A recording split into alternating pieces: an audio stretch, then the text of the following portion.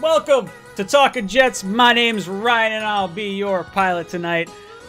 I have had some technical difficulties with my normal layout and my computer to monitor. That is why we are 14 minutes late, and that is why the show is going to look like this week. So I apologize. We'll try to get it fixed for next week. But man, it's good to be back with you guys. We missed Matt last week. I forgot to post that I wasn't going to be doing my Monday show last night, so I apologize for you guys that tried to tune in for that. But we are back at it with another Talkin' Jets panel. And if you guys want, we're doing a Pick'em League. Down in the description down below, there's a link to the CBS Sports Pick'em League for the channel. Get into that quick. I don't know if there's a cap on players or not, but you should definitely get into that if you are so inclined and want to do it. All right. How we doing, panel? Green Bean, how you doing tonight? You look like you're looking for Bigfoot out there. I am looking for Bigfoot. That's exactly what goes on out here. I'm in Oregon. I am settled down right under the tallest volcano in the state, Mount Hood, and I could not be happier. I'm looking forward to talking about Lawrence Cager and only Lawrence Cager tonight. Matt, how you doing this week? Been busy, back at work on grounds. I've also had terrible phone issues, so I have two phones right now. I'm trying to set up one, and the data's not transferred. It's just a whole thing. So I'm excited to get away from it for a little bit and talk some New York Jets football to distract me. Let's be serious. That second phone is for Matt's side piece. It definitely is. No comment. All right, boys. Let's jump right back into it. Let's talk some Jets. We have some news surrounding training camp, some big news around the NFL with I really want to talk about let's do this first. Miami is going to be allowing, I believe it's 20% of their capacity for fans. Now, we know a ton of stadiums are not allowing fans to at least start the season. Is this a competitive advantage, and what the hell are the Dolphins fucking doing right now? I'm so mad at this. Like, it makes no sense. No, I'll let you guys go first, and then I'll rant at the end. But Green Bean, what do you think about Miami allowing fans in the stands, and is this a competitive advantage in any capacity? Well, I do think that it should be an across-the-board thing, just for that reason. In the event someone does get even just a smidgen of advantage, it shouldn't be allowed. That said, I think the number's actually 13,000 people, which is about what Miami is used to anyway. So I do think it's an advantage because they're going to have their fans there, man. I mean, now there are people saying that even if the teams are allowed to pipe in some fan noise situationally, it's going to be about the same thing anyway. But I don't think that's accurate. I think live people has an energy. That's where momentum shifts come from and all that kind of stuff. So while I think it is minimal, I do think it's real. I think it's possible that they're getting an advantage, and I think it's baloney, quite frankly. Matt, what are you thinking about it? Yeah, it's ridiculous. What are you going to do? Have half the teams in the league with 0 fans and the other half with, like, I don't know, 5,000, 10, whatever the number is going to be? It makes no sense. Just have it one way across the board. And right now, it's probably not the wisest to have people congregating together. I know in some states it's better than others, but, I mean, especially in Florida, like, what the hell are we doing, guys? But I just don't think it makes any sense. I think it should be uniform, no fans. It sucks, but I think you got to have everyone on the same playing field. Yeah, my biggest thing right now is that Vegas applies 2.5 points to a spread if you're the home team. How much of that 2.5 is from the fan base and the noise and the energy in the stadium? Is it purely just because that team is traveling to another state and that's why it's a 2.5, or is it 2.5 because there are fans in the stands and everything going on? Because if you're telling me that there's going to be some fans in the stands, even if that's like a 0.1 or a 0.2 point swing, that is a competitive advantage that the Jets, the Bills, the Giants, like all these other teams are not going to be able to have. It makes absolutely no sense to me. Right. I hate it.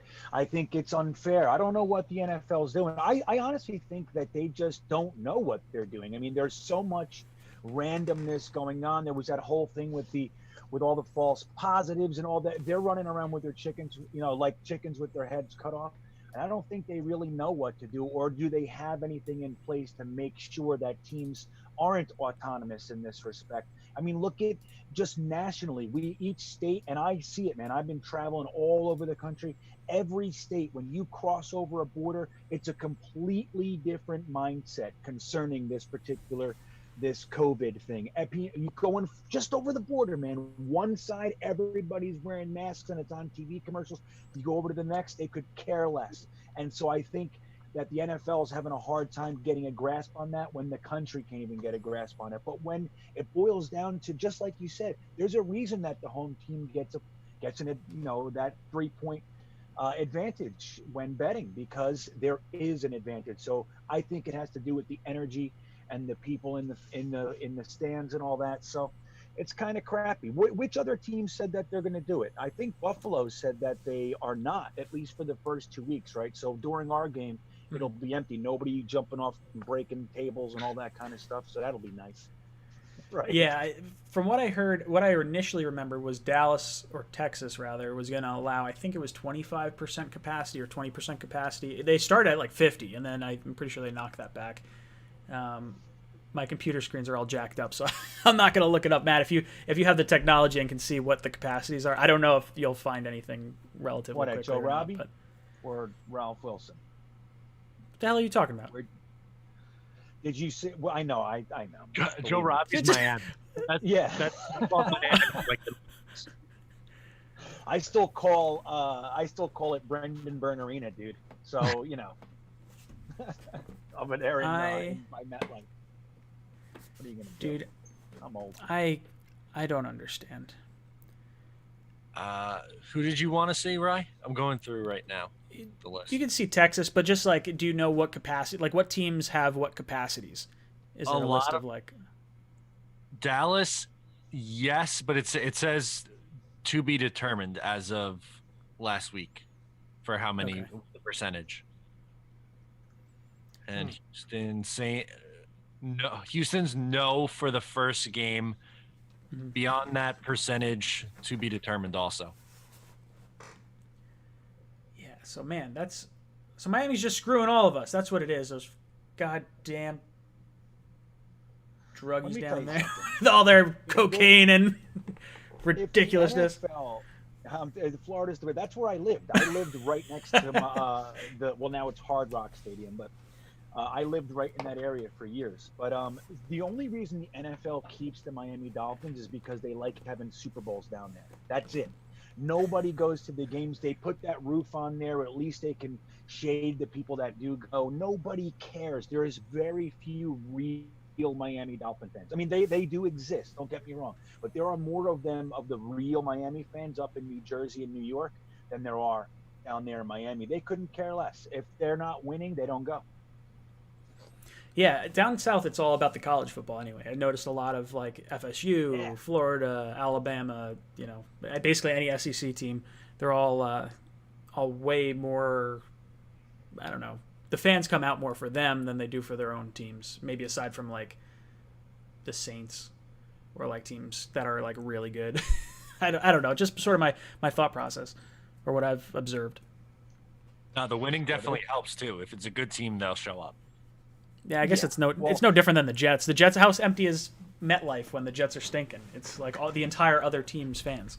Well, let me tell you, when it was Giant Stadium, it was a little bit different. MetLife's a bit different. But it's a funny thing in Miami. Like, look, when the Heat had LeBron James and Wade and all that, you could not get in that place. I mean, you had to know somebody or pay $1,000 a ticket or whatever. The year that LeBron left, they were literally giving tickets away on Groupon. The next season, because nobody cared. It's a front runner town, man. It's all about getting dressed up and going and looking good, down there.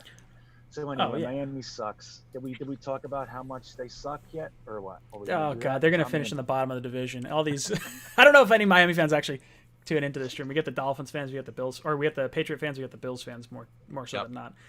I guess let's talk a little bit about the injuries kind of going around camp and what's going on. We just seem to just keep piling up. I made a joke before that Green Bean's looking for Bigfoot, but I think he's looking for a receiver out there for the Jets to fill out some depth. It's been brutal. Cager went down with a knee, I believe.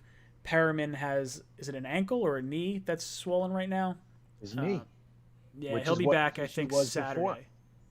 Yeah, I think he's back Saturday. Mims is still TBD. You got Hogan, you got Crowder. I mean, it's not looking good. No. Definitely not good. Which of these injuries, whether it be receiver or not, what injury do you see as the biggest issue for the Jets? Whichever one. We'll go Matt. I'm going to say Denzel Mims, because as a rookie with no preseason games and now being hurt on top of that and not getting reps with the quarterback, I don't see how he's a factor early on in the season. Now, that's not to say that he can't, come on strong at the end of the season, because I do think he has talent. But with the amount of time he's missed at this point, I'm starting to get worried for, how much of an impact he's going to have right away, because he was slotted as, a starting outside receiver initially. Now, God knows, is Jeff Smith going to start on the outside at the receiver position? Is this really what we're doing here?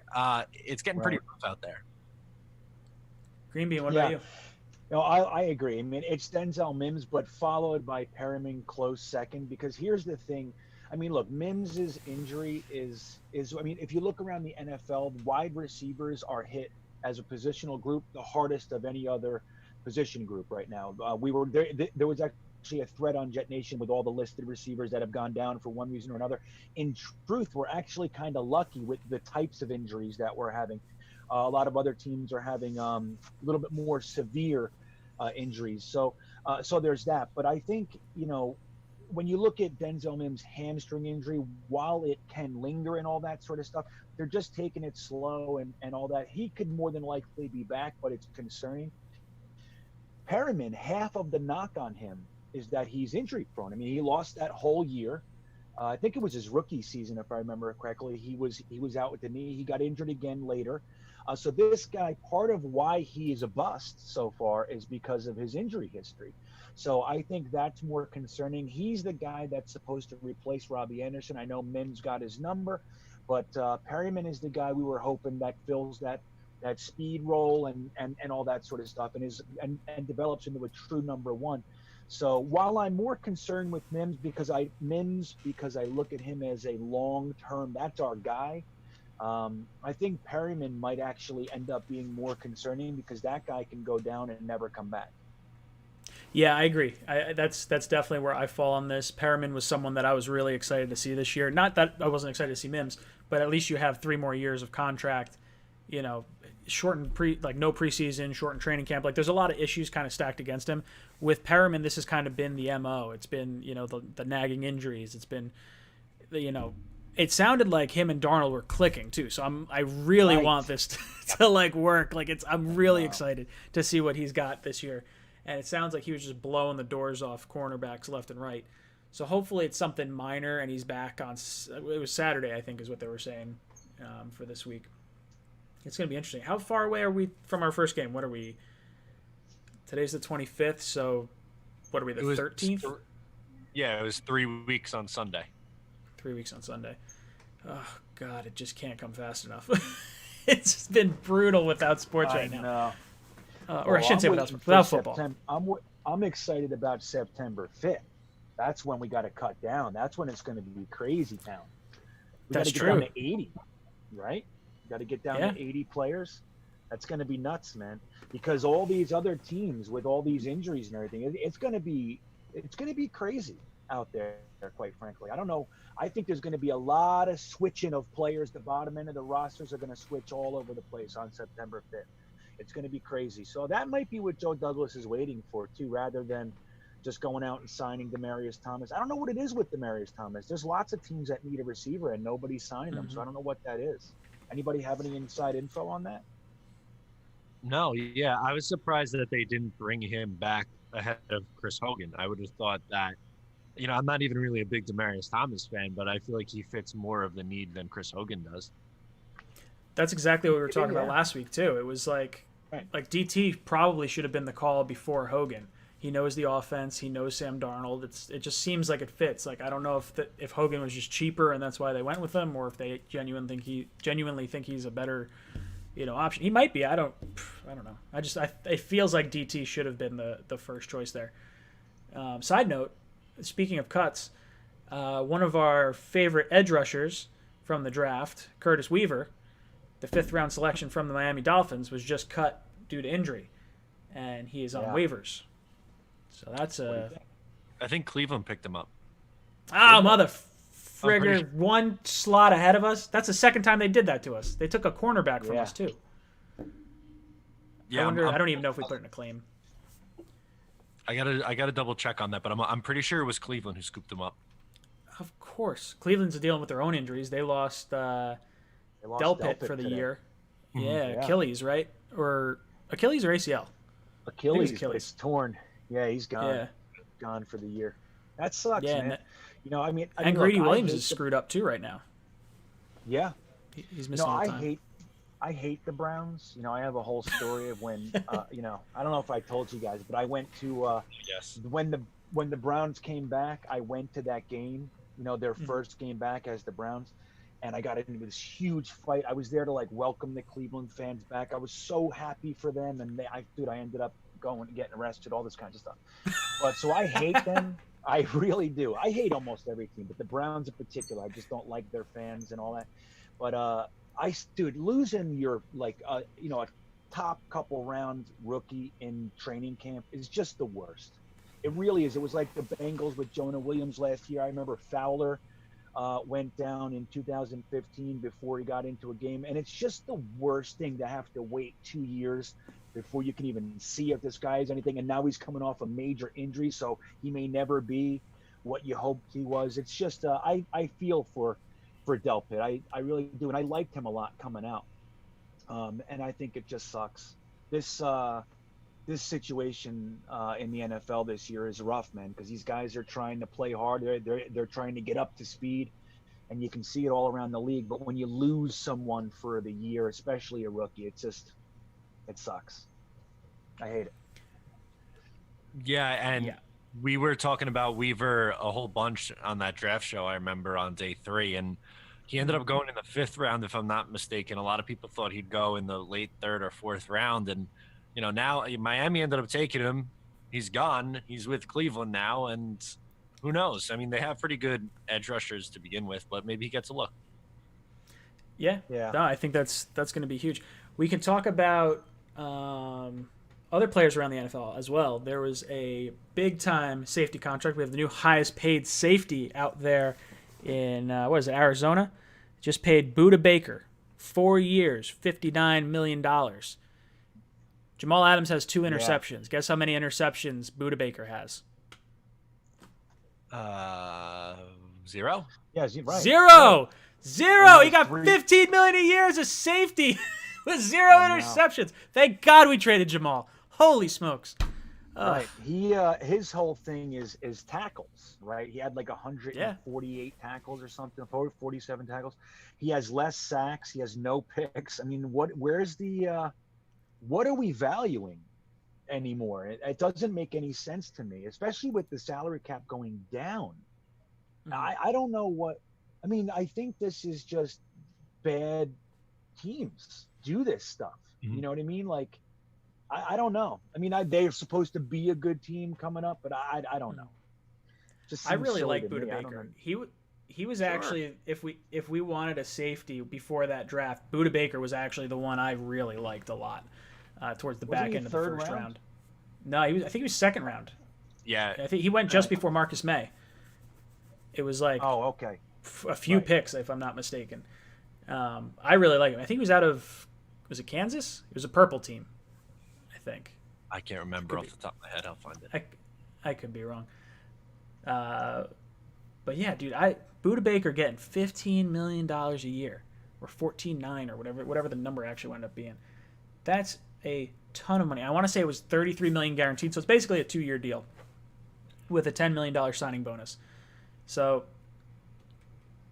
God, I wonder what Jamal's going to ask for. Because in my mind, when I look at Jamal and I look at Budda Baker, I can at least say I think Jamal's better. I mean, I think Jet fans would probably agree, but is Jamal going to want, do you think he still goes for $17 million, or do you think he's going, way high? I don't know. That's a tough one. He went to Washington, by the way. So you're right. Purple Washington. Team. Okay. Yep. He had 147 tackles last year, man. That's crazy. Maybe that's a lot. He's really good in the run game. I don't know how good he is in coverage, but he's really good against the run. I can tell you that. Yeah. Yeah, dude, shit, that's a ton of tackles. What did Adams have for reference? Great. And Adams missed, I think it was 2 games? 3 games? 1. Was it just 1? Did he only miss the Ravens game? I thought he only missed the Ravens game. He missed 2 games at the end of the last couple plays of the Cleveland game. He had 75 tackles.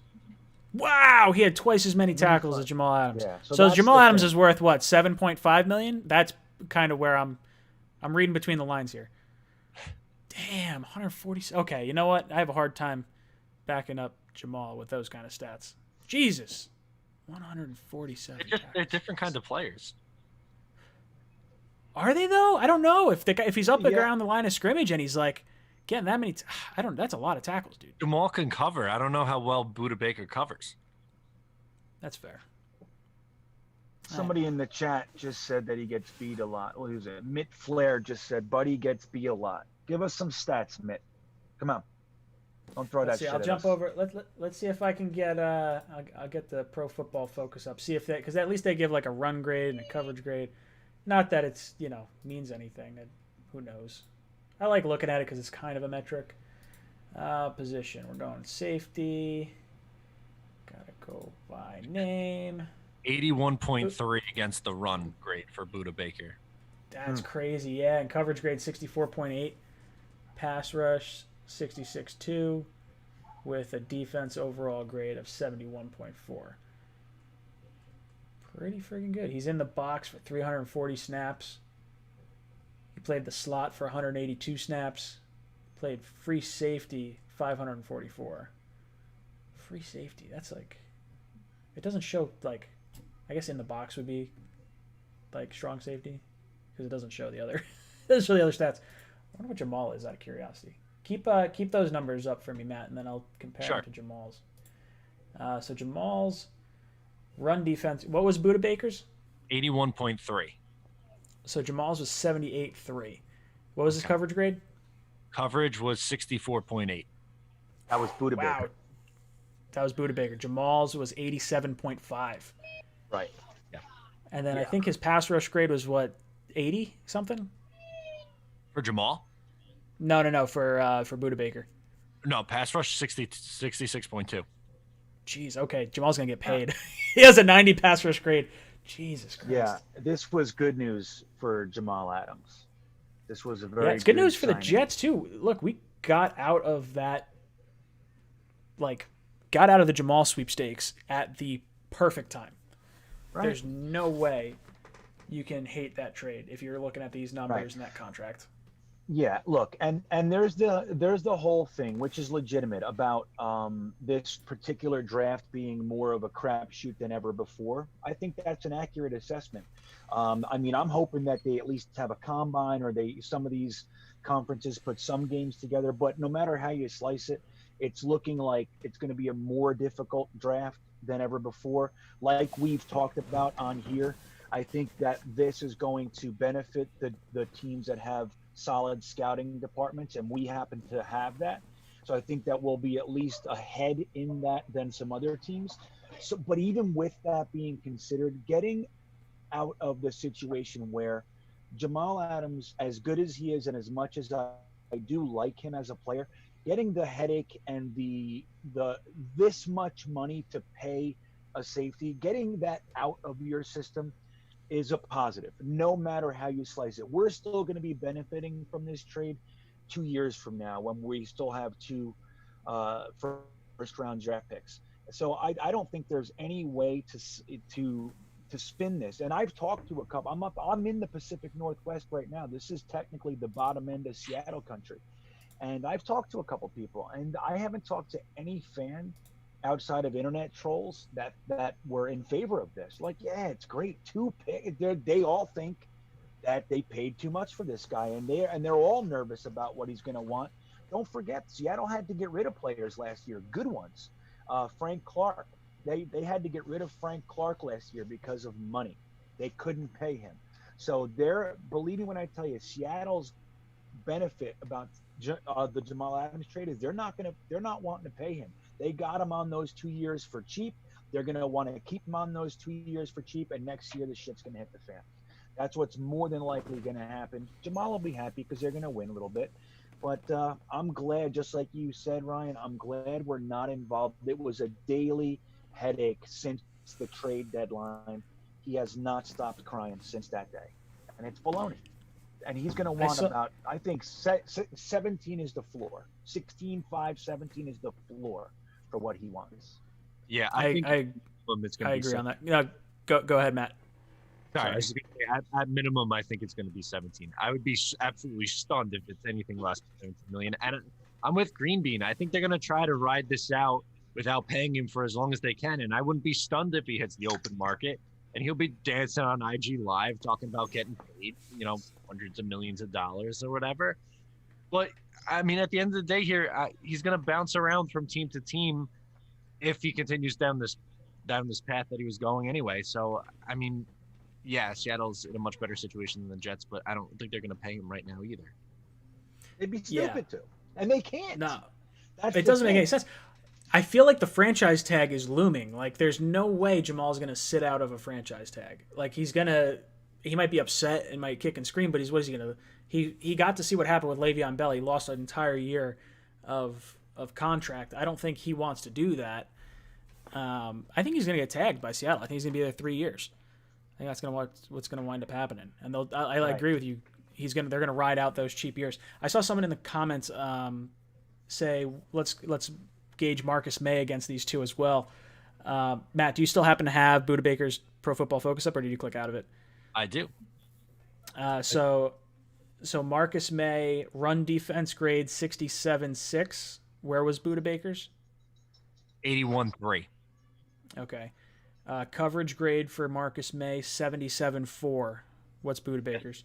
64.8. Okay, so yeah, we got a better free safety. Pass rush grade really bad for Marcus Maye, but that's probably because he doesn't do it much. Do it, yeah. Yeah, he doesn't do it. He has a 40 there, so it's not too good. But his overall defense grade 74.5. So if you subscribe to Pro Football Focus and that's kind of what you're going off of, pretty good. I think. Where's McDougal? McDougal. Let's see. McDougie. I've heard him called. So he's got a 56.8 run defense grade, 62 coverage grade, 72 pass rush grade. So overall, like for the last few years, he's been, I'll say the last 4 years, total grade 67.4, 73.5, 74.7. Last year 62.8. But he's pretty steady from his last few years. So if we can have him play free safety and we have Marcus Maye play strong safety this year, I think that would be beneficial for us. I see the chat blowing up a little bit earlier. I want to talk about my hated least favorite reporter potentially getting his credentials pulled. I don't know if you guys saw that. Manish Mehta. Is this a fact? Did this actually happen? Unconfirmed. Oh, man. God, I don't like talking smack about people, but I like smack talking Mehta. I really don't like him. He's just a shitty fucking reporter. That's all I can say. I'm sorry for any children watching this. I really don't like Manish Mehta at all. He likes to stir Yeah. Please, Matt. Yeah, he likes to stir the pot up. He's got his sources. Some guys like talking to him. Jamal, one of the people who likes talking to him. One of his big sources, I'm sure, is gone now. But I'm not surprised. I'm really not surprised by this. Again, it's not confirmed that it's true, but the rumor is that he's got his credential revoked. So can't say I'm surprised. I'd be absolutely thrilled. Right. And look, right, like we're seeing all kinds of angles, but I would say that it's probably because of that burner account situation. They did the investigation into it. He made that story about Adam Gase having a burner account, and it turned out that it was actually him. So he created the burner account to make the story about and all that sort of stuff. If that is in fact true, that's pretty bad, dude. Okay, that's pretty bad stuff. And why should he have credentials? Why should he, I mean, I doubt that they removed his credentials because he makes negative stories. I mean, look, Serby was making negative stories in the 90s, man. I mean, all the stories about the Jets have been negative forever. So I don't see that as being an issue. I think his unconfirmed sources also are an issue, but I don't think that's why he would get his credentials revoked. I think it probably has to do with that burner account situation being true. That would be valid if they took it for that.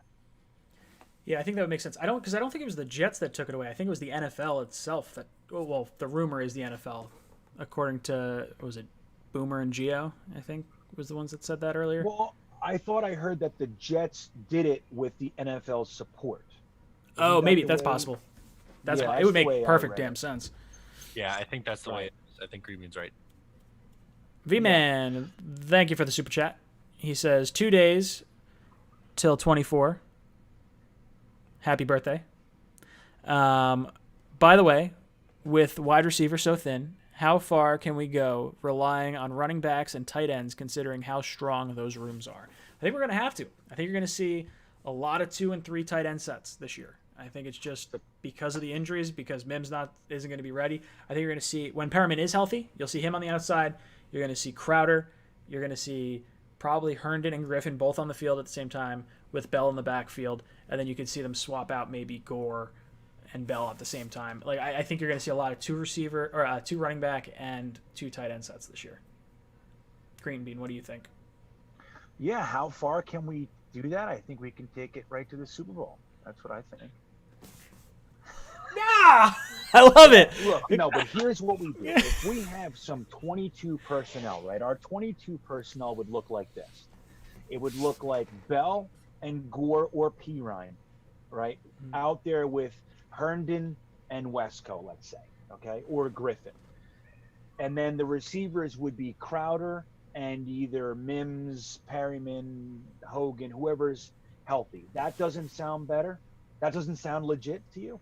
Bell and Gore out there with Herndon and Wesco with Crowder and Perryman, let's say. That sounds legit to me. That sounds like you can punch people in the face all day long. Yeah, I'm with you on that. I think in order to, mitigate the lack of depth you have at that position, you might as well use the rooms that you have, some depth in. You can get by with Bell and Gore. You can get by with Herndon, Griffin, Wesco, and implement, more of your strengths. I think it makes a ton of sense to do it like that. Right. It's what Belichick did. He made that into a strength. He made, and that's with Hernandez and Gronk. What's his name? Yeah, Gronk. Holy cow. They made that into a strength to such a degree that teams started mimicking it and trying to do the same thing. And then teams like the Jets drafted 2 safeties in the first 2 rounds to try to stop it. So that's what was going on around the league. But I think we can absolutely do that. I think Wesco has a lot to show the league. I don't think he's ever going to be, Kittles or anything like that. But I think he's going to be. He's got a lot more to show. He's very, very young, and he blocks like a freight train, and he has better hands than people think. So I think him as a complement to either to Herndon, if he can stay healthy, that would be optimal. But even Griffin, I think that having those 2 guys out there, adding to the blocking in the running game, and being able to peel off on screens and then run their little quick routes and all that, I think it makes a ton of sense. My concern, honestly, is if Gase even knows that. Look what we did with Montgomery and Bell last year. We didn't use that potential. So I don't know. I think if Gase is smart, he would do exactly that. 22 personnel all day long if these receivers can't get – I mean, if we have a receiver room or like a starting receiver group that's Berrios and Jeff Smith – I mean, come on, man. We gotta. No, it's ugly. So sad. It's scary. That's why James Morgan was a dumb pick. But we'll leave that aside. I like the draft. I don't want to get lynch mobby on the guy. But hey, I we hear need you. more receivers. We did. Gandy Golden was available. My only saving grace on that whole Morgan. The only thing on the whole Morgan pick. I know, Matt. I listened to your podcast. You were all positive. You didn't want to get into negative. Morgan in the fourth. I know. Shit. Look, there's a whole day. Hey, Ryan, did you see the conspiracy on Jet Nation? Did you catch wind of all that? Did you get some time to read it all? I'm gonna make a video about it. I don't want to open it up here, but did you see it? You saw it? About like how the Patriots wanted Morgan? Is that it, or is it some? No. How Joe Douglas has zero interest in retaining Darnold or Gase. Ooh, man. Okay, Yeah, I gotta watch. I'll do it. Yeah. It's send me the thread. Now. It'll just be me talking for 20 minutes. Yeah, I'll send it to you. That's pretty. I mean, it's bold. I'm okay with sitting and listening to this. If you want to listen to this, I'm all about it. No, okay. You gotta tune in for Green Bean's video. Green Bean's gonna have a video. Yeah, it's my next video. I'm sending it in tonight, actually, to the editor. I have an editor. I don't know if you guys knew that. He's so fancy. Yeah, I don't. I just blabber on a screen and send it in. I like it. It's good. Yeah, guys, if you've not done so yet, down in the description below, Matt and Green Bean's channels are there, so make sure you subscribe to them, as well as join the Pick'em League for the season. Join the Pick'em League. I'm going to give away something at the end of the season for whoever wins. Maybe I'll give out a shirt each week for the top winner. Yeah, that's what I'll do. Each week we'll have a top winner that gets a shirt from the store. So make sure you click on the Pick'em League, join that. Anyone can join. And then you make your picks each week. Basic stuff. Right. Jonathan Rosen, thank you for the super chat. You're a terrible person. Bills greater than Jets. Offense and defense on the outside. Key to victory equals pass rush. Whatever. You're not a terrible person. But man, look, I agree. Look, the Bills are better than the Jets. I don't think any of us here are gonna disagree with that. It's hard to. Yeah, I mean, pass rush is going to be huge, and the Jets haven't had one in 15 years. So, you're just speaking truth. Yeah. Especially when the draft pick that we picked to try to help it is injured, just like he was in college. Yeah, Zuniga, right? That's the knock on him. It's not his playing ability. The guy's good, man. He has it. He is a good player with all the tools you want for somebody to develop into either at minimum a situational pass rusher, but even the potential to play more. But his rub is injuries, just like Lawrence Cager. I mean, everybody's talking about Cager. It was funny, I made a video. I just mimicked and I repeated what Connor Hughes said, that he had hands of stone, Lawrence Cager, and it's not looking good because he has hands of stones. Literally the next day. He had that day with 3 touchdown catches. And then again, earlier today, I think it was, he was having another great practice. And then guess what happens? The last play of practice or last couple plays, he goes down. And I'm not rooting for that shit. I would love to have a 6'5" guy with good hands. He has good hands. That's not the issue with Cager. But the issue is he has not been, I think he had 19 plays or catch it, whatever it was. And I forget now in college. And it's because he can't stay healthy. And it's not the same injury. It's all over his body. It's his elbow. It's his wrist. It's his knee. It's his ankle. And so here we go. So it's but Zuniga, our pass rush isn't looking very good because guys like Zuniga, who were brought in to help it, can't get on the practice field. So it's tough. I love Zuniga. I don't like it. I don't like it. No, it's been frustrating. It's not good. Last thing on that, I would agree that the Bills are better at almost every single position except the most important one. Ooh, shots fired. Totally agree.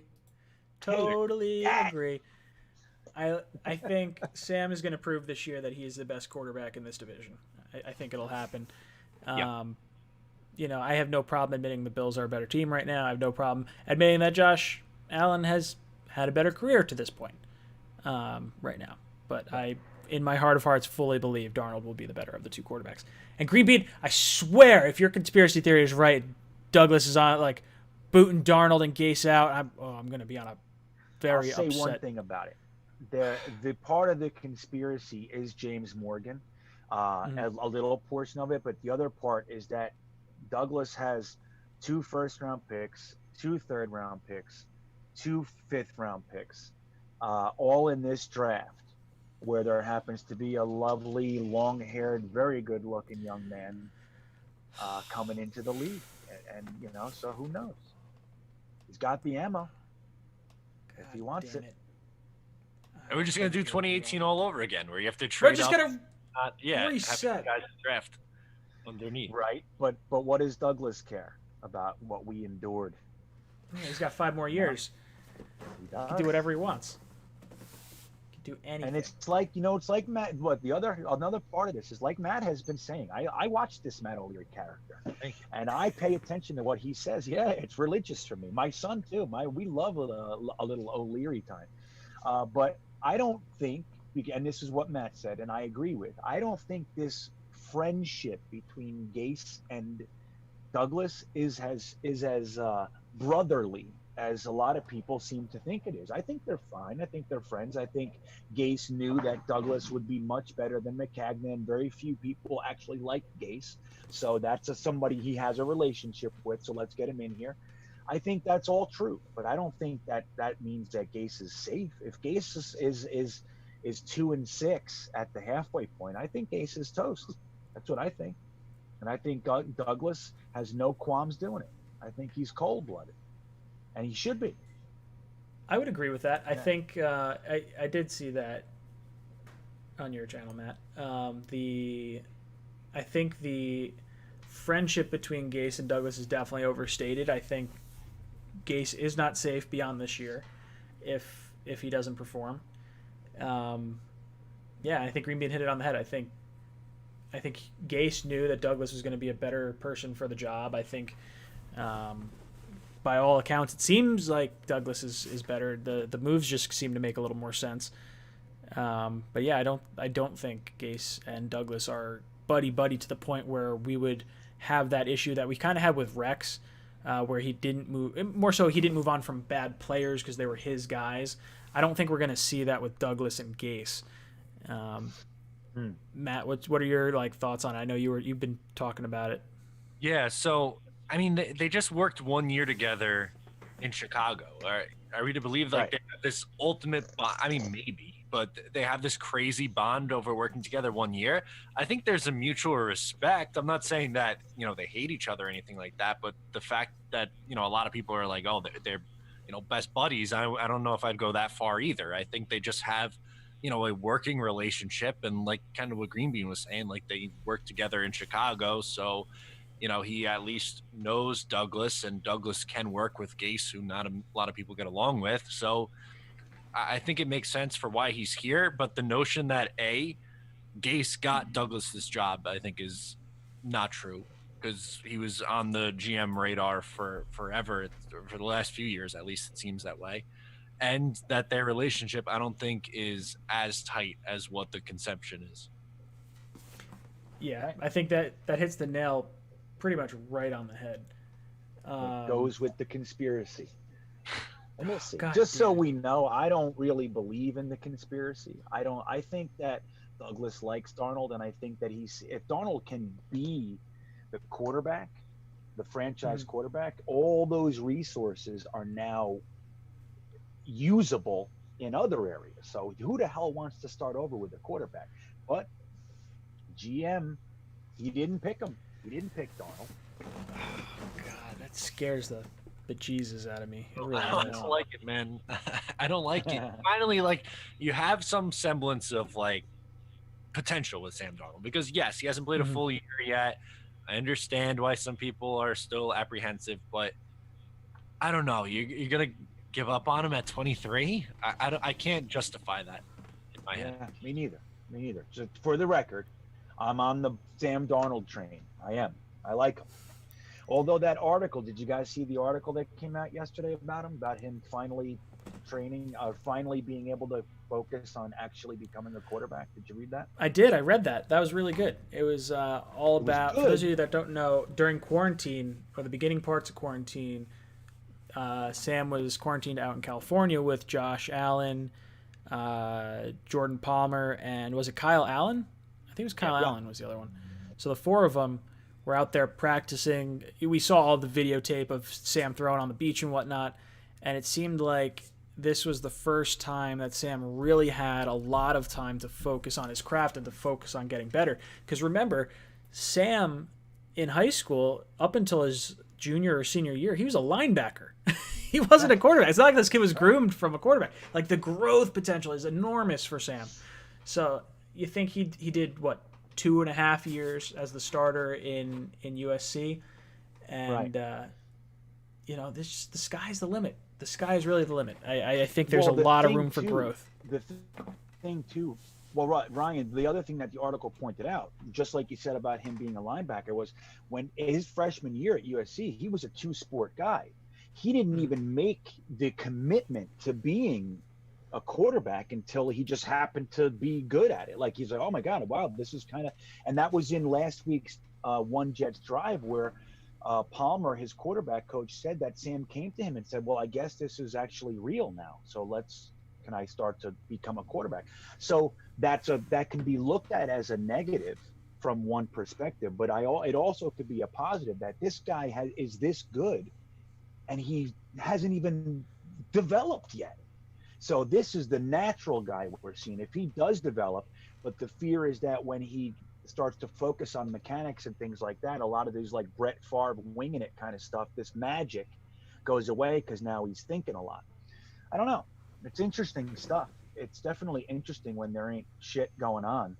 I personally hate it. I just want Sam to be good for damn it. That's what I want. Can we just have a quarterback, please? For 25 years? I want a quarterback for 25 years. Matt, what do you think about the training out west and Sam becoming a better quarterback and all that good stuff? Yeah, I'm buying in. If you're selling that stock, I'm buying in.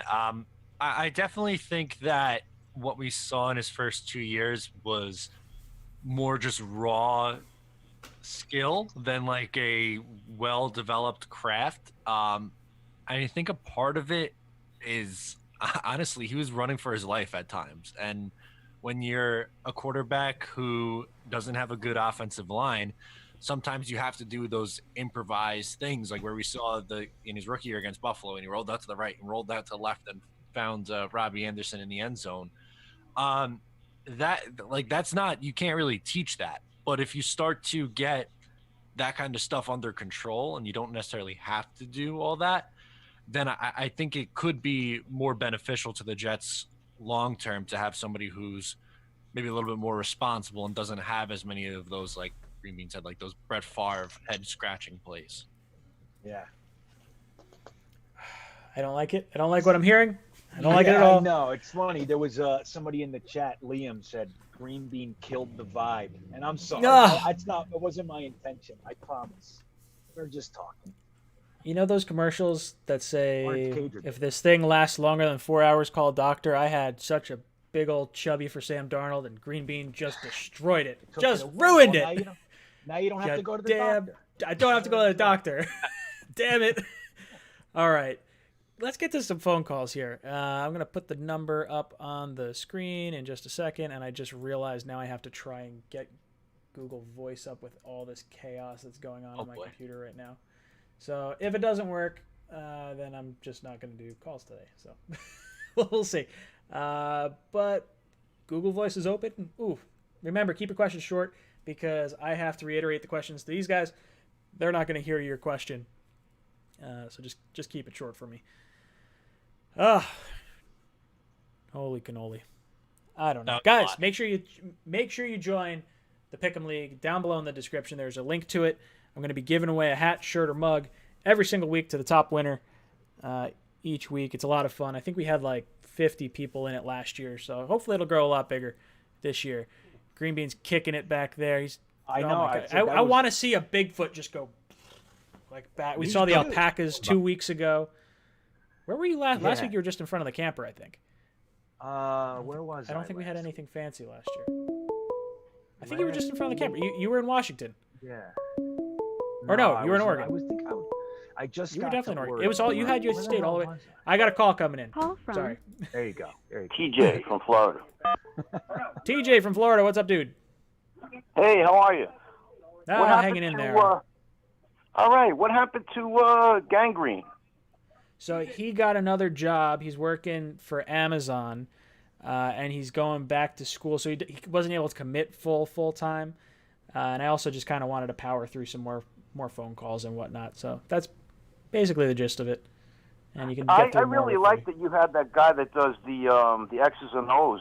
What was his name? From Jets X Factor or something like that? He was good. Yeah, Joe Blewett. He's really good. He's fantastic. I like having him on. He can't commit each week. He's a police officer, and he's got kind of a rotating schedule. So I try to have him on whenever I can. He likes coming on, and we'll talk, some film. I'll have him on probably my Monday show a little bit more, and we can just break down some of the film. With he does not like Ashton Davis. There's a bunch of guys that like we're high on that he's just like, I don't think they're good players, and he knows so much about film. It's unreal. Well, tell the guys that I said that they're the best, and I have no problem with what Green Bean said about bringing another quarterback in if we have to. Maybe we'll have some friendly competition. Maybe ask the guys about that. Maybe they probably already know what they want to do, but yeah, I'll ask him. Thanks so much for the call. All right.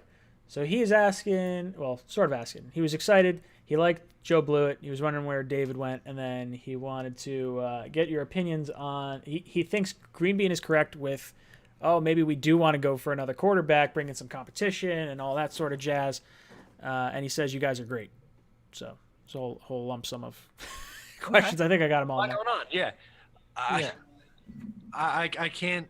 I don't want to think about drafting another quarterback. No, neither do I. I think it's a terrible decision right now. Right, especially using those 2 first-round picks to move up or something to get them. Like, how terrible would that be if all this was for that? And just for the record, that's not what I think. I'm just going to report. Green Bean's backtracking right now. Yeah, that's what it is. Yeah, you're walking that back pretty good, Green Bean. He's just like, you know what? Right. I'm just going to – I don't know why I'm putting goggles on. I dropped them off. Yeah, wow. You're going to swim. Out over here. No, I got my pilot goggles. I'm flying right now. Yeah, that's right. I'm sorry. I know. You leave me alone. All right, let's go back to phone calls. Remember, keep the phone calls short because they're not going to be able to hear you. I got to reiterate the question to them. Yeah, dude, I really, really don't want to deal with friggin' drafting another quarterback. That would be so sad. At that point, if you were like dead set, like, hey, Darnold's not the answer, I would be pretty ticked off. I would probably be a Darnold fan wherever he wound up going because I don't think he'd stay on the Jets. I think you have to trade him to get up where you need to get up to get or maybe we talked about last week, if we're that bad and Sam bottoms out, and we're in position to move up to get Trevor Lawrence, then Sam's not the answer. And that I can kind of agree with that, I guess. Yeah. All right, we got another caller in. Something. Hey, what's good, brother? Welcome to Talkin' Jets. Hello. Hey, what's up?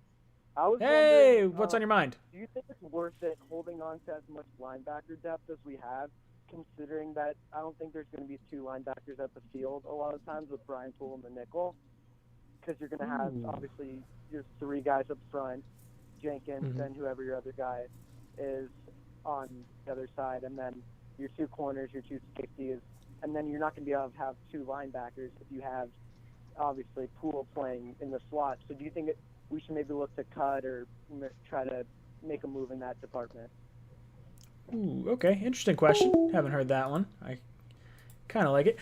He's asking about the linebackers and if we should make a move to move on from a linebacker or cut one or, something like that, because he's saying, okay, you got your 2 safeties, you got your 3 or 4 down linemen, whatever you're going to be using.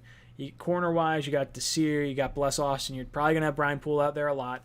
So what does that leave for linebackers? You got Jenkins on the one side.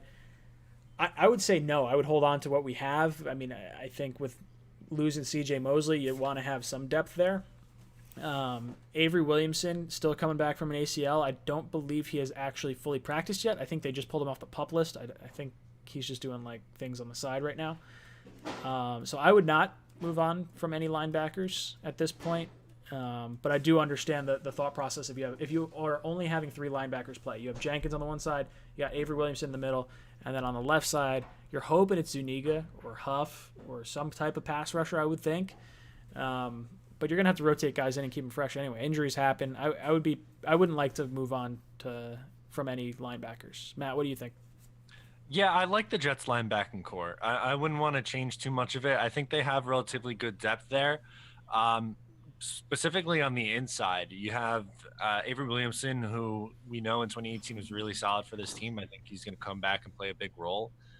Neville Hewitt played a ton last year. I think he's going to have a shot to be the other starting inside linebacker. Brought in Patrick Onwuasor, however you say his name, from Baltimore. I think he could be a starting potential. A lot of people like Blake Cashman. I'm not really too high on Blake Cashman, but a lot of people do like Cashman. I prefer James Burgess, but that's another guy who you could add to the mix as well. So you have a lot of guys who can play, and you never know. You're one injury away from having bad depth, so I don't think I would be looking to move on from any of them. What about you, Green Bean? Yeah, I mean, I completely agree with what was just said. I happen to like our linebackers. I'm also high on Burgess, but interestingly, there was a tweet today that Avery Williamson laid a nasty pop on somebody, and so he practiced today, and something about like he was on the side, like he made a big deal, like it was a big deal. I forget how it went, but like he was really excited about it, like, you know, getting on the field and laying, like he laid some wood, and it was a big deal in the, you know, among the team. So that's that. If we get Avery Williamson back and he stays healthy and we get the 2018 version of him, we are going to be much better off than we were last year. Guys like Hewitt and that's all great. Like Matt said, they are great depth, and I'm curious as to who would be the starting guy. Cashman. I like Cashman. I just don't see him staying healthy. He never did in college, and he didn't last year. So counting on him is something that I think it would be a foolish errand. So I don't know, but I like the way he plays. He's, you know, and all that. But overall, I think we have good linebacking depth. I'd like to see an edge rusher bloom, but I haven't heard anything about Bryce Huff. I mean nothing, which shows how weak our beat really is. Clearly, we want to see what's up with this guy. There's a high level of interest, and we haven't heard a word. Is he there? Did he show up? No one knows. I know Robbie Sabo's there. Maybe I'll shoot him a text and be like, "Yo, dude, do me a favor, watch some Bryce Huff for me because I can't see it." Can someone give me a Bryce Huff update, please? Is he? Yeah, is he even around? Did he come? Yeah, he's just some. Is he a figment of my imagination right now? It's all possible. All possible. All right, guys, I'm going to open up the phone lines. Make sure you keep your questions short because Green Bean and Matt are not going to be able to hear whatever you guys are saying. And I have to reiterate to them. And remember, if you want to join the Pick'em League, the link is in the description down below. Totally free. Going to be giving out a hat, shirt, or mug to the winner every week. So having some fun this season. All right, caller on the line. Steven. Hey, Steven, what's good, dude? Hey, Ryan, how's it going? Oh, just peachy. What's on your mind, brother? I was wondering, would you trade Fatukasi to Minnesota? I know one of the D linemen got hurt, and they have Chase Beebe and Daniel Hunter, who's underperformed there. Would you do that trade? Ooh, okay, so let's get into that. That's a good question because definitely not one I've ever heard. He's asking Foley Fatukasi, would we consider trading him to the Vikings because one of their D tackles. I saw a YouTube video on this today. Actually, that's funny that was asked. Really? Well, what are we doing here?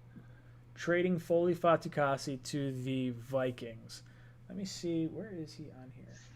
Let's see what his contract looks like and what that would actually mean. For what, though? What do we want from the Vikings? I don't know. Draft picks, possibly. I They already gave up Diggs, so I don't know. I personally wouldn't do it. I think Fatukasi is going to be the full-time defensive tackle after McClendon retires or leaves. Yeah. I really like Fatukasi a lot. I think that makes a lot of sense. So Fatukasi, he's 25 this season. He's got 2 years remaining on his deal. This year is just under 800,000. Next year is just under $1 million. So very, very cheap contract for him. And I believe McClendon is done after this year, I think. Is that how that works? Where's McClendon? I'm pretty sure. He's got, McClendon's got this year left. He's 34 this year. He's playing on a $3 million deal. So if he can replace McClendon and play, like, we don't even have to worry about it, he's going to be significantly cheaper than whatever we would have had to pay for Leonard Williams. Not that they're the same player, but, D-tackle wise would be kind of nice. Good point, Matt. But okay, let's take it a step further and let's say, what would we want from the Vikings if a trade were to happen? Let me see what's the Vikings cap space. Vikings definitely. Well, it's not like he takes up a bunch of cap. He's got nothing there. They got $12 million in cap this year, $29 million in cap next year. God, I don't know who I would take. They got. Yeah, not I don't really like off trading the around top. with It the would, Vikings. Nah, it's just because we got screwed. We got screwed with Anthony Barr. We got screwed with Kirk Cousins. Not that that's really the Vikings' fault. No, it's but ours. like, who do you even go after? I don't even see anyone really in the wheelhouse that I'd look for. I mean, it's not like they're going to give up on Barr. I don't really want Barr at this point. Nope. No. Stay away. Ooh, I would definitely trade for Dalvin Cook, though. I would, in a heartbeat. I love Le'Veon Bell, but man, I really like Dalvin Cook. He is really good. What are you getting back for Fatukasi though? A fifth? Nothing. No, you're not getting anything. No Interior defensive line, you're not getting anything for him. He's worth more to us than whatever we would get in a trade. Right. Yeah. Okay. So he was that originally a sixth, right? Wasn't he a sixth round pick? I think he's outperformed sixth round picks, so that would give the impression that he's moved up as far as value. So what, a fourth? So he was. I don't think it's worth it. A fourth is not worth what he brings. I don't feel. I wouldn't That's do it either. fair. Yeah, Unless Joe I Douglas trade just him. wants two in every round. You just go. I want 2 2s. I want 2 4s. I want 2 5s. Well, we got 2 5s already, right? Is that how that works? We do. That's right. This is how the Jamal Adams thing is going to feel. It's like, think about it. This fifth round pick that we're getting is from Leonard Williams. Remember him? That's why it's nice to spread this stuff out. It's like, it's good. Of course, I understand how that, next year's picks are not as valued as this year's picks. I get all of it. I don't disagree. But it's nice when you can spread them out and have a longer impact. You'd be able to see team develop before you kind of use this stuff. And I like it, man. I think it's great. When you're, Leonard Williams, and that guy, it seems like 10 years ago to me. And it's like, we still have a pick from him. It's great. I'm a fan. I completely agree with the trade and getting later picks, or not later picks, but getting picks that help you beyond like the immediate draft right there. Right. Not that I really expect it much from our fifth round picks. I mean, I guess I'm excited for Hall. Hopefully he can get healthy and get on the field. He's been banged up. Well, he was on the COVID protocol. He's back from that. He was on the field, so he's cleared on that. And they're just going to take it slow.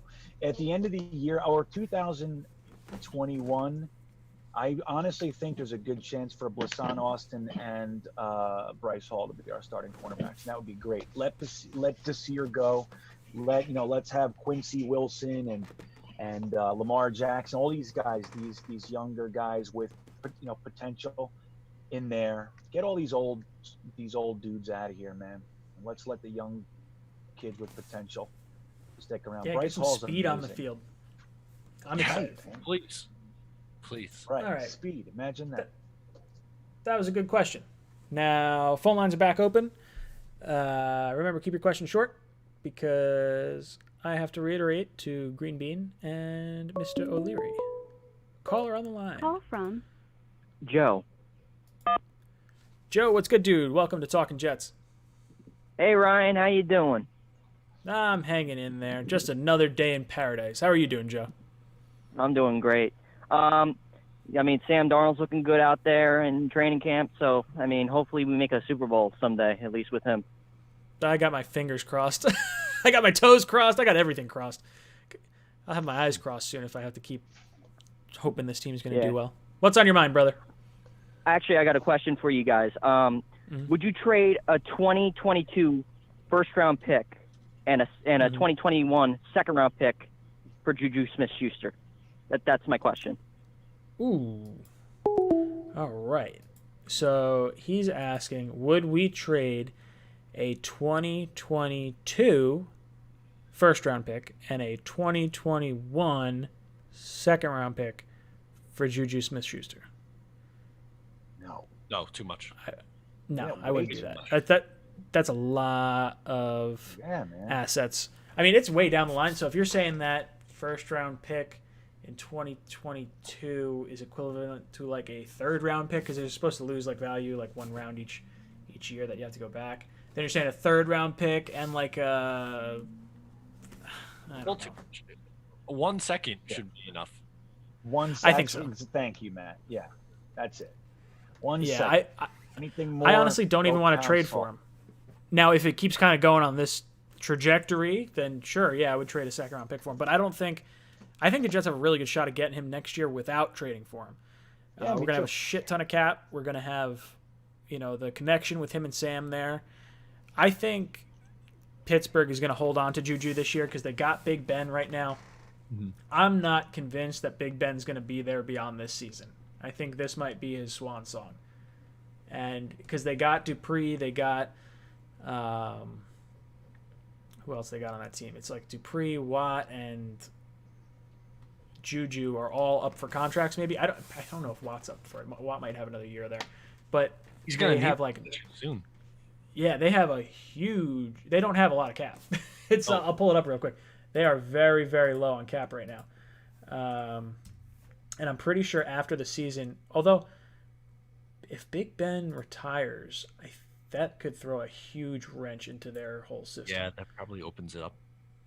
Let's see their calculator. So they're set to have $25 million next year. They have just under $5 million right now. So they would have 30.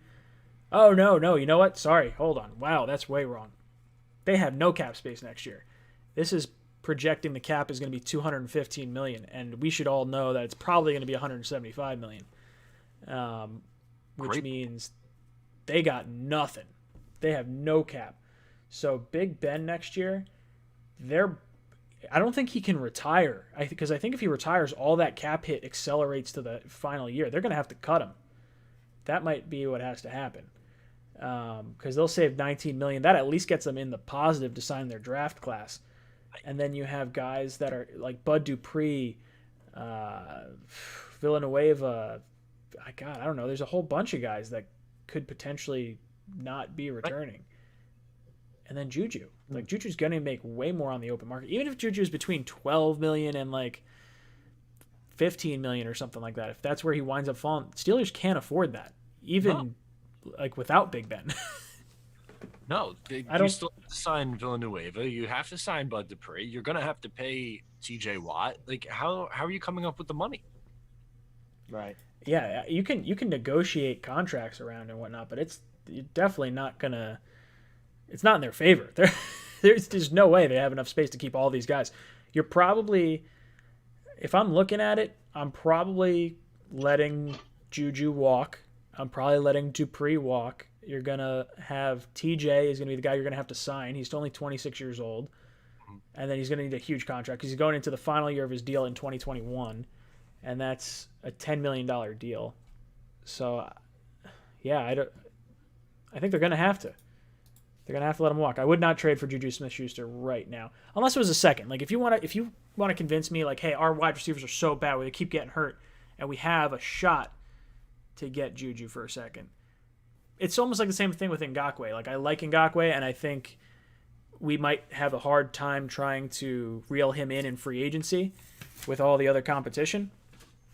Then maybe you can talk me into a second-round pick. But, man, I really want to hold on to our draft assets and just go for glory next free agency. Like, I think we can reel in 2 good free agents with the amount of money. We're going to have like $80 million in cap space. It's going to be a lot of money. Yeah, no, 100%. I think the Jets are probably better off right now just sitting it out and waiting it out rather than, like you said, giving up the capital right now, especially for Juju, who's on an expiring deal. Yeah, I think that makes a lot of sense. Green Bean, any input there? I'm throwing the phone lines back up, so I'll cut you off if you talk too long. What does WAP mean? WAP. Oh, Don't listen to that. You could go listen to that song, but do not listen to it with your kids around or your wife. What is it? I don't know I can't say it on here without getting demonetized. Oh, really? I'll text you. Acronym. It's an acronym. I'll text it to you right now. An acronym. Okay. Yeah. Okay. I gotta know. What were we talking about? Trading for Juju Smith-Schuster. Look at your phone. I need to see this. I need to see this reaction when you get this text message. All right. Let me see. It's Ooh. a song. It's Okay. raunchy. It's a ridiculous song.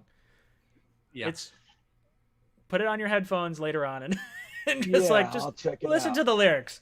It's interesting. Watch the music video.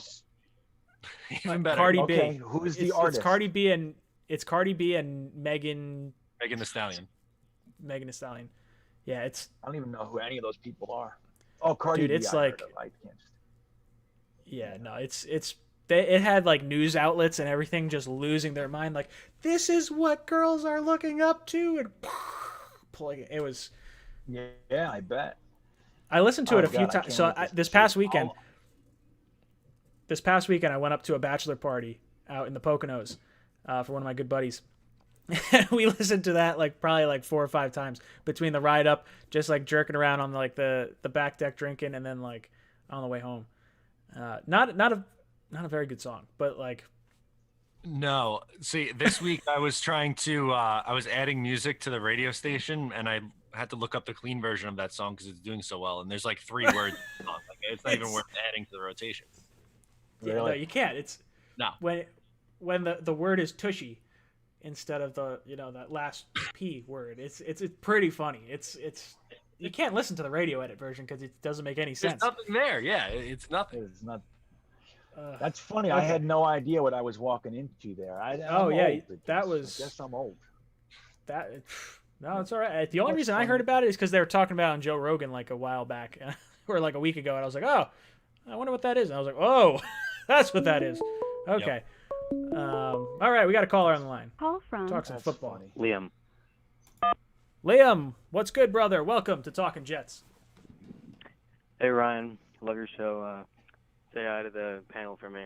My question Of for course. today is, so for next offseason, if you were to sign one of these guys, would you sign Yannick or Joe Tooney? Thanks. Ooh, that's a good question. Liam, thank you for the call. He says hello to you guys, and then he also says if we could sign one of these players, who would we sign next offseason? Would it be Ngakoue or would it be Thuney? Who would you prefer? Matt, take it. Let's go. I think I'd go Thuney. Yeah. It's close. It's closer than I thought it would be, but I think trying to get as much help on the offensive side of the ball as humanly possible is the right way to go. As much as I love Yannick, I think you have to go with Thuney. What about you, Green Bean? Yeah, I think that. I mean, I think about it for a minute, but I think Thuney. It all depends. I mean, look, if our guards, let's say Cameron Clark and Van Roten were looking like they were the answer, maybe, But I think just as things stand right now, Joe Thuney is going to help the team more than Yannick, in my opinion. So Crazy for to say that. reference, it's an interesting question. I really It like is, both good. players. For reference, I believe Thuney next year will be 29 years old. You'd probably have to pay him about $15 million a year. Ngakoue would be 26, just turning 26 years old. And you'd probably have to pay him around $20 million a year. So there's a $5 million difference.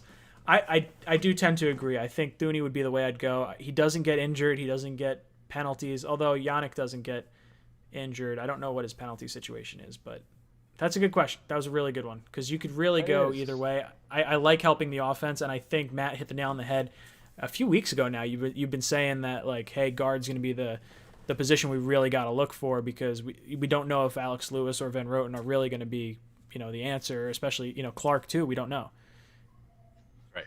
Yeah, I think the interior offensive line, besides center you're set, but I think both guards aren't really long-term options. They're okay for right now, but you're going to have to find some long-term pieces there. Right, and let's not forget, Clark is also hurt. Another rookie. Everyone's hurt. This draft class has been riddled with injuries right now, aside from our Green Mountain or whatever you want to call him. That's right. I don't even want to talk about him. Nope, I'm keeping my mouth shut. Jordan, thank you for the super chat. He says Yannick trade ? I didn't think this was going to be a thing until Lombardi started talking about it and saying that the Jets were interested in it. I could wrap my head around it. Like a second-round pick for Yannick, I would do. And I would have no problem. It's a $17 million franchise tag. I would love to work out a long-term deal with him. Like, if he doesn't show interest in wanting to be in New York, I don't make that trade.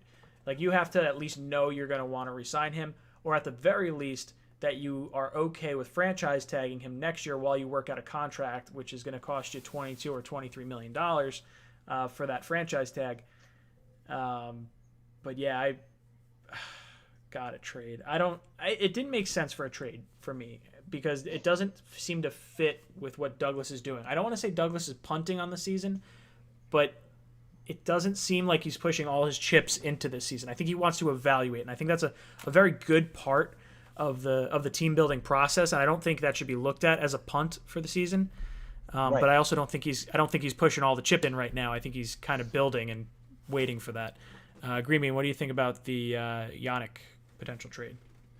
Well, first off, I think you're right. I think that just because he's not going, throwing every resource at this season doesn't mean it's a punt. Doesn't mean it's a tank season.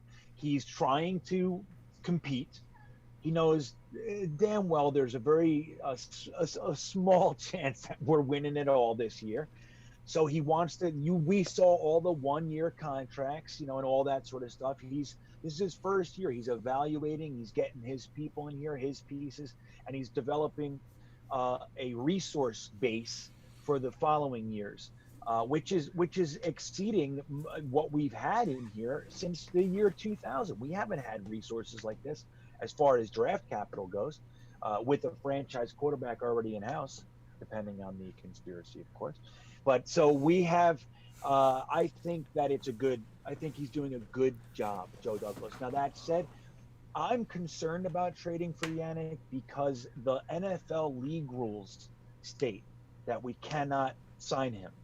So if we think we're going to send resources to the Jacksonville Jaguars with the hope that he's going to have such a great experience in New York, that he's going to handshake, sign next year, he's going to tell us to go to hell. If everything goes down, one of the things Yannick Ngakoue said is that he's tired of being on a team where losing is the norm.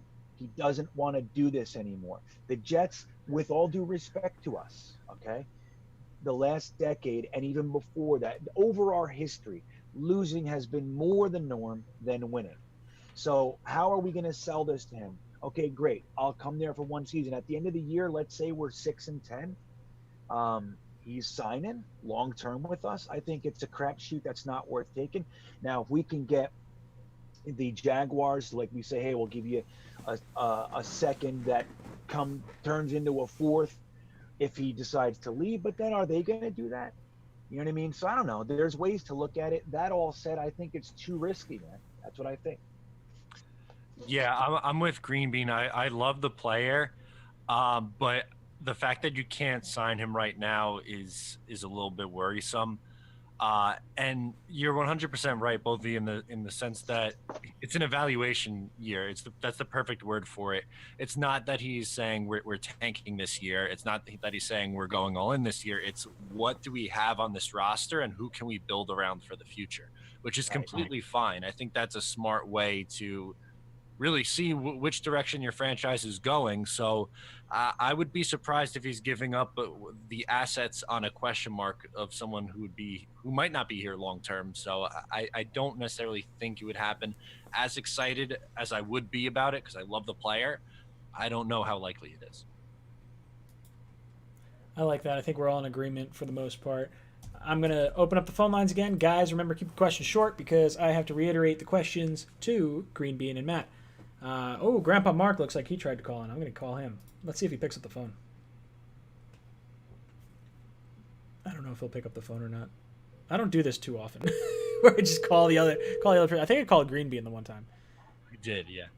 Yeah. Let's see if Grandpa Mark... I got to apologize to Grandpa Mark because I usually have the actual... Hello? Grandpa Mark! Grandpa! Mark! Hey, what's happening, buddy? Hey, I saw your phone call pop in, and I realized I don't have the exclusive number pulled up, and it's because I don't have two monitors right now. I have two monitors, but they're showing the same damn thing, so it's kind of throwing me off a bit tonight, which is also why the screen... Back. Yeah, it's why the screen kind of looks the way it does, too. What's on your mind, brother? All right, this is a part B to first of all, thanks for bringing up the whole COVID thing and the Miami. Oh, of course. But this is a part B to that. Mm-hmm. So let's use Miami as the example. They're going to allow 13,000 fans.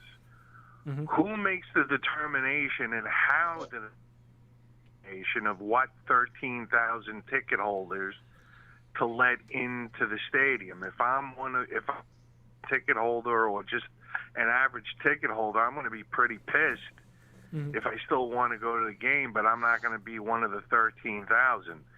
So I don't know if you guys know anything about that, but if you could discuss it and also tell Matt, I say let's go Islanders. Oh, of course. Thanks, Grandpa Mark, so much for calling in. Matt, he says go Islanders. Let's go. And then he wants to talk about, or he wants us to discuss the Miami Dolphins and them allowing 13,000 fans into the stadium and the COVID procedures and everything like that. So how are they going to determine the 13,000 fans that get to go and attend the game? Because if you're a season ticket holder, you're going to be pretty ticked off if it's not you. Now, from my understanding, I know a guy that works with the Jets who's in ticket sales, and he was telling me a little bit about sort of what the thought process kind of was. It would be, and I don't know if Miami has PSLs, but the Jets do. The Jets have PSLs. So the first option of tickets, if they were to go on sale, should go to the PSL holders that have that personal seat license. And that would probably be a lottery. Because I would have to imagine there's probably more PSL holders than there are actually tickets that would have to be given out. The second option would be if they exhaust all those PSL ticket holders, then it would just be a lottery for the tickets. Now, I would hope that the people in the 300s have the same shot as the people in the 100s. There's going to be plenty of people that argue like, hey, I pay for the 100 level tickets. I should have first dibs above people in the 300 sections. But I would like to believe it would be a raffle for who would be let in. Matt, what do you think?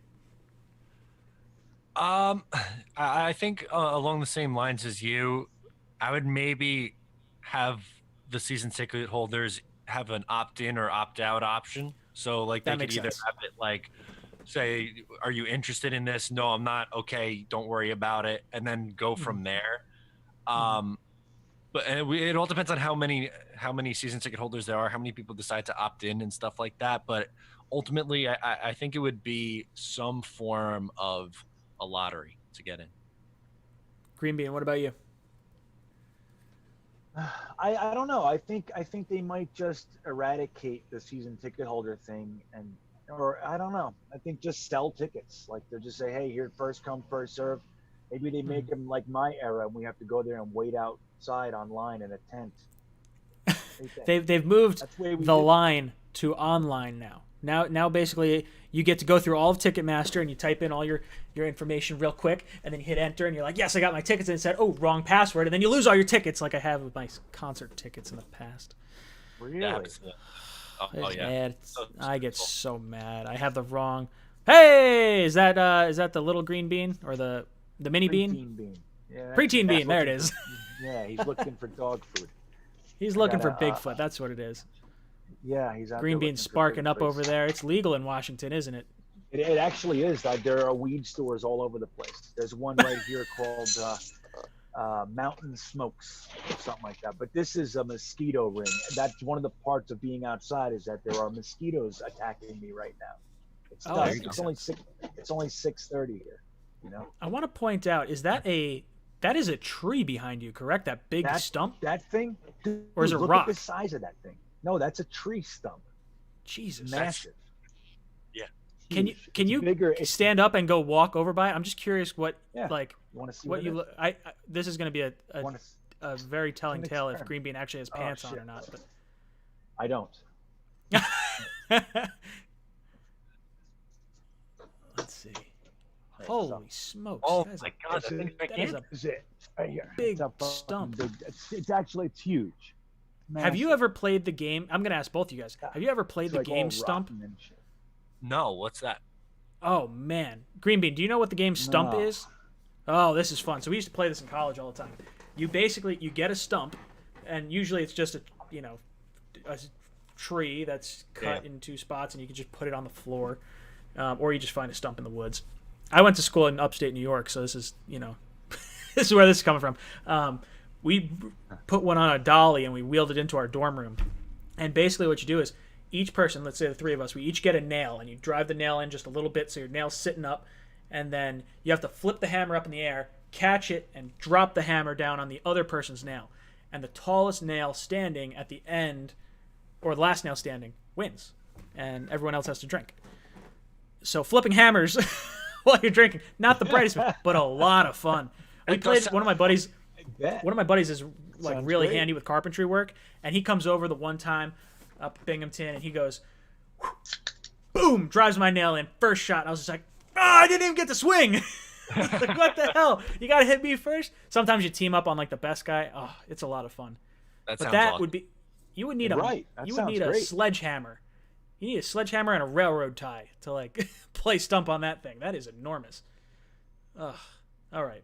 Let me get back to phone calls and stop flirting with Green Bean. Looking at trees and background. shit. Looking at trees and I think this is my favorite background for you so far. I really enjoyed the alpacas 2 weeks ago, but like That was great. yeah, I like the trees a lot. That's Yeah, I cool. like the I got to trees. figure out a way to do this with like stuff. Yeah, you If I see all open the my windows, moss. it's just dark. Yeah, it's just moss everywhere. Doesn't it look like a green screen? Like, just look. If I'm like, it looks like I I'm was just does. like a green screen, right? Yeah. I really was just gonna say that. I'm It's gonna have crazy. to start changing my background. But Let's it's see. real. I'm gonna make my background something Sweet. fun. I'm sure I got something going on over here. What do I got? Is it settings? Where do I do this? There's a way to Do you this. have that one you were telling me about, Ryan? Oh, I do. That's the one I'm gonna use. I'm just trying to figure out where it is. What is it? What are you How looking the for? hell? Screen share, I don't think reactions, we can participant. get the reference. Is it security? My He'll old figure it out. How do I do this? Is it under video? It might be under video. There it is, virtual background. Okay, I'll find it. Oh no, is it not there? That I'm would so upset. Oh, it's got to be here. Come on, there's no way I delete this. Come on. Oh, I got it. There it is. Yahtzee. All right, that's gonna be my background for the rest of the show. Yeah. If you would like to make $4,000 to $5,000 a day, or per hour, or however it works, I actually got a meeting coming up in 17 minutes. Great. Oh God. Okay, guys, phone lines are open. Remember to keep your questions short because they're not going to be able to hear it, and I have to reiterate to them.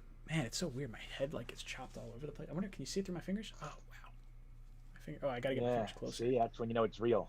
I gotta get like a green screen because I'd like to do one where I'm like, actually, like if I'm calling a game, I want it to look like I'm sitting in the bleachers, like sitting in one of the chairs, just like oh yeah, like eating popcorn or like pretzels or something. Be great. Oh, it's fantastic. Got That'd no be phone awesome, calls tonight. man. It's because there's nothing going on. That's what it is. No, it's pretty quiet, man. I need football back though. Like I'm enjoying baseball being back. Playoff hockey's been phenomenal, but there's something about an NFL football Sunday that just moves the needle that much more. Oh, 110%. Right. It's John Jack Saucy, thank you so much for the super chat. Key says, keep it up with a pair. Working out. I like it. Sorry, Green Bean, I cut you off. No. It's right, but it's that whole thing. Like, I've actually gotten rid of all my other sports, but the difference is, like, you watch like baseball or hockey at night. This week, which day of the week is it, and all that kind of stuff. It's just it does something to the brain, like just knowing that like that day is like designated. It's the only day, you know what I mean? Like that football Sunday. I don't even think Monday Night Football has the same feel. It's kind of a pain in the ass. Yeah. Like football Sunday has a thing, man. It really is. It has its own energy. I agree. I miss the preseason, dude. I think it's horse shit. I got into so many arguments over the years with people. Oh, they should get rid of the preseason. Dude, you are wrong. I would love preseason right now.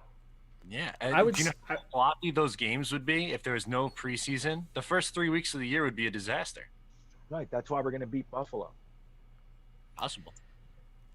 Yeah, we got Buffalo, we got the Colts, and we got the 49ers. Those are our first three. Buffalo, then 49ers, then Colts, I think. Yes. Yeah. And then Denver. Who knows? Yeah, that would be the way to... We're going to be 4-0. I hope so. 4-0 because it's sloppy world. And the Jets with no fans in the house, it's just going to be crazy town, and we're going to slide our way into the fucking bowl. You're talking into sloppy and sliding your way in while I have the casting couch in my background. Thanks for that. That's right. Oh, Sloppy Jesus sliding Christ. couch. Oh, duh. Sliding and Let's talk sticking. about Quinnen Williams, man. He's been showing up. Okay. Yeah, let's do that. I got to get rid of this friggin' casting couch. I'm going to lose my damn mind. Yeah, what do you think about Quinnen Williams? I think that Quinnen takes a big step in year 2. Still not a fan of the pick over Josh Allen. Good Josh Allen. But I think that we see a step forward and are looking at someone who can give you like 8 sacks a year, like Muhammad Wilkerson, Sheldon Richardson in his prime kind of production. Right. I think, dude, especially like the way that he showed up at camp. I mean, like, all these guys say, oh, I was doing this, I was doing that. And there's these articles, these fluff pieces that come out about the big thing they did and how they're working on this little nuance of their game. Quinnen Williams came back and looked like a different person. He's got the braces off. See that bug landed on my forehead? See that thing? Huge. It's like a pterodactyl. It's like, there are termites that come out here at night. It's weird. There's just thousands of them. They fly around. Was that for me? No. Okay. Do you want? No. I'm good. Sorry. Yeah, but so he actually showed up and looks like his body, his build is completely different. And then in the practices, the word on him daily is that he's very difficult for the offensive line. I mean, I like to hear our offensive line is doing well. Like, you want them to be good, but Quinnen Williams is giving him headaches, and that's great news. I agree with Matt. I never would have picked him, but he's here. Might as well be good. You know what I mean? I'm going to pat myself on the back right now, and hopefully it doesn't bite me in the ass like it has in the past. But I chose Quinnen Williams as my third option. As far as, like, I was like, okay, I really want Nick Bosa. Shit, he went second. Okay, I really want to trade down. All right, that didn't work. All right, well, I want Quinnen Williams over Josh Allen. And I'm really hoping that Josh Allen just goes flat, and then Quinnen Williams just takes off. It would give me so much validation. I want Greg Williams to turn him into a second Aaron Donald, or even Aaron Donald light. I'll take half of what Aaron Donald is. That would be fantastic. Totally. Just some inside pressure, man. Legit inside pressure to go with run stop, stout run stopping. How great would that be? Inside pressure, right? It'd be so good. Yeah, the quickest way to the quarterback is straight up the gut. That's right, man. And if he can do that, they say he's slippery. I love that the first day Becton got beat by Quinnen Williams. That was nice. I like that. We're not kids here, Becton. You know what I mean? No, it makes me feel pretty good, like, seeing that happen. And then you also see the things of Mekhi Becton just throwing dudes around. How great was that one? Go on, Matt. I'm sorry. He got Jordan Jenkins pretty good on one of them. I think it was Hewitt too. He pancaked Hewitt, right? Cashman. Oh, was it Cashman? Did you see the picture of him holding Jenkins with one hand? Yeah, that was phenomenal. It was phenomenal. Jenkins all trying. He's just like straight face, like whatever, kid. That's so great. Stonewalls him. Yeah, He's just. I hope that's accurate. I just love watching him. Like, you see him in the huddle, and he's just enormous compared to anyone else in that huddle. Just unreal. Yeah. The picture with Crowder was hilarious. It doesn't even look. Oh, I didn't get to see it. I gotta pull it up now. Oh, it's all over the place. Yeah, it's great. I heard about it. Becton, Crowder. Let's see what we got. Photo of Jets. Oh my god. Oh, let's see if I can I pull this up on screen? I could probably pull this up on screen. I'll figure this out. Let me figure this out real quick, because the world needs to see this. This is that's just preposterous. There's no way. It's important. What's this called? Chrome. Add source. Which one is it? It's the boom. This is fantastic. And let's see if I can can I zoom down? How does this work? Pull it up right here. Look at the size of Becton. This is Becton. He's huge. He's enormous. And this is Crowder. He's up to his elbow in cleats. He's literally, oh my god. How tall is Crowder? What's his dimensions? I forgot. Jesus I'm gonna guess 5'10". So standing 6'7", 5'9". 5'9" is Crowder, and that's probably a fluffed up 5'9". It's not, the first picture is never the first picture you take. That kind of thing. You fluff it up a little bit. That's Crowder's height right now. 5'9". Jesus Christmas! It's such a great picture. That might have to be my phone background, because that's fantastic. All right, let's see. I got some phone calls popping through, but for some reason they're not actually popping in. Coming in? I don't know. Yeah, I had 4 within the last 4 minutes. The number ending in 0650 or 7925 or 7943. Try calling in again. I see that it's there, but for some reason it's not popping through. I don't feel like calling you back.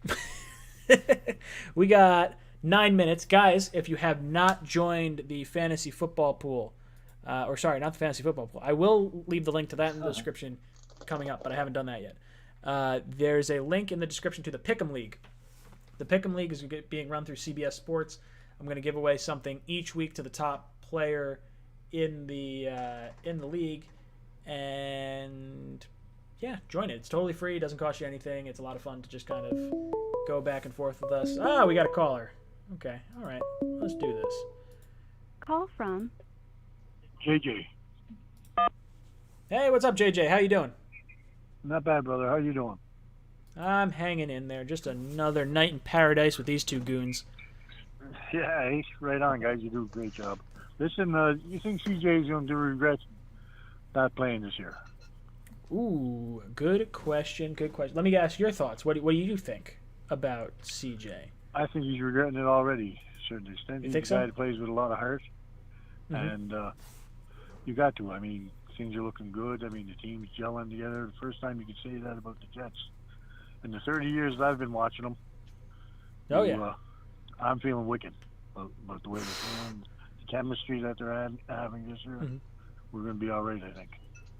I really hope so. Listen, I'm going to get to Green Bean and Matt. Thank you so much for the call in. Let's get their thoughts.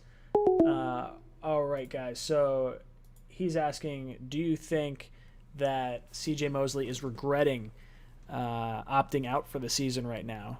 Or do you think he is sticking by his guns and he's, happy with it?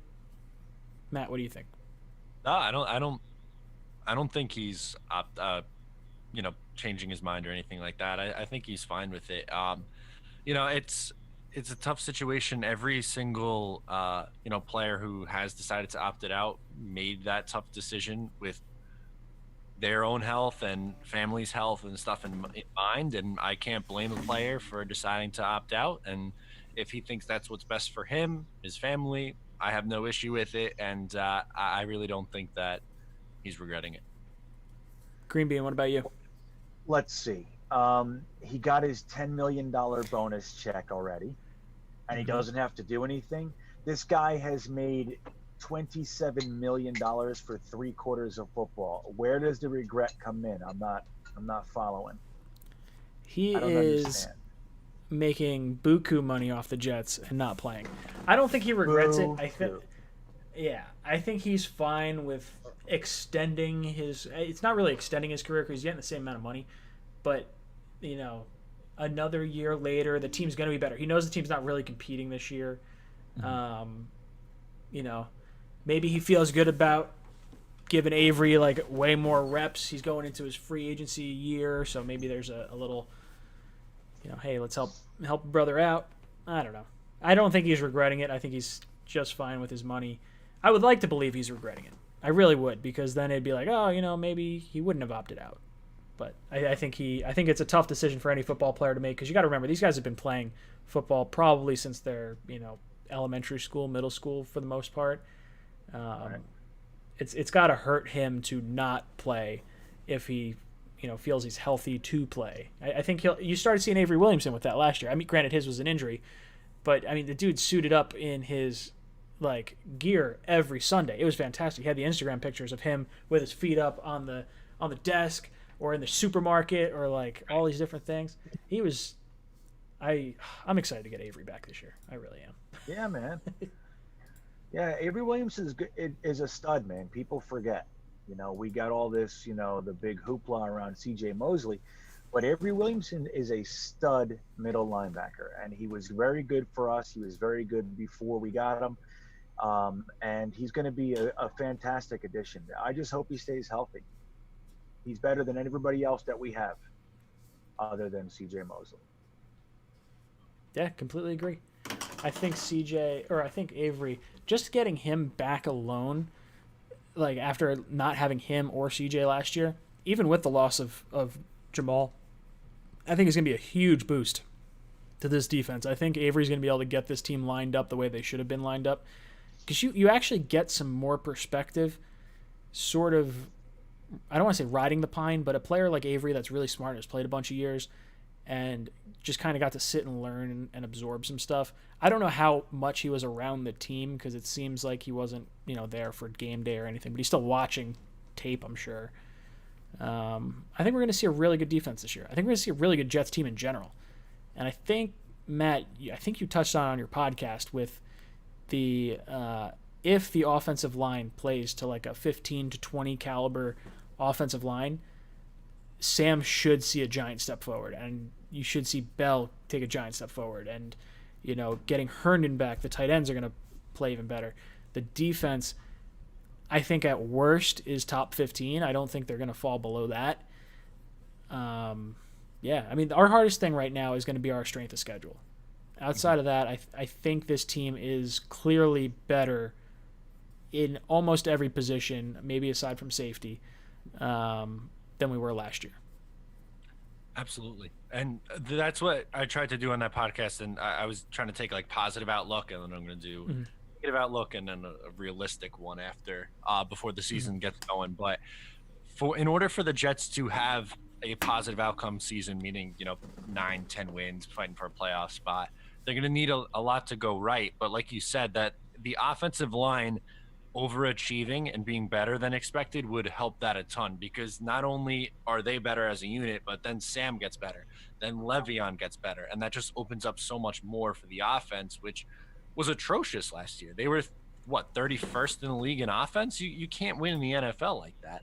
And if they get a top 15 unit on the offensive line, I don't know if I'd bet on that, but let's say it happens, then yeah, maybe they are winning 10 games this year. Yeah, 12-4. You heard it here first. Telling you, it's going to be a crazy year. The year that they don't let the fans in the stadium, the Jets are going to pull it all together. Don't you say it. You and your conspiracy theory with Sam Darnold getting kicked out, and now we're going to win 12 games. Go kick rocks, Bigfoot Hunter. All right, guys. right. We're towards the All end of our for it. show right now. So I'm going to go around the panel and get some closing thoughts. Green Bean, I'll kick it to you first. Any last words for the passengers out there? Yeah, man. It sucks that we're getting only drips and drabs of news. We didn't even get to talk about Manish Mehta. Oh yeah, we did. That seems like years ago. But I'm really looking forward to football. I hope that Mims can get in. I just wish guys would lay off the Lawrence Cager stuff.